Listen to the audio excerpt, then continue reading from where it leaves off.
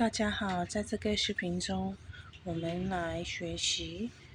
与时间有关系的词。ဒီနေ့ဗီဒီယိုထဲမှာတော့အချိန်နဲ့ပတ်သက်ပြီးတော့ကျန်တဲ့စကားလုံးတွေကိုလေ့လာကြမယ်နော်။凌晨မနက်မိုးလင်းခါနေတဲ့အချိန်黎明အယုံဦး清晨မနက်စောစော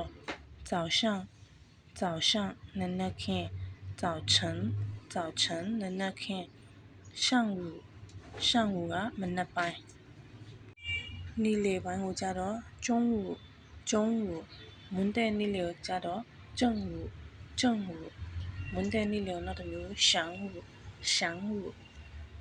ညနေပိုင်းကိုကြတော့下午ညနေဆောင်ကိုကြတော့傍晚ညနေချမ်းနေဝင်ရီတရောချိန်ကိုကြတော့黄昏ညပိုင်းကိုကြတော့晚上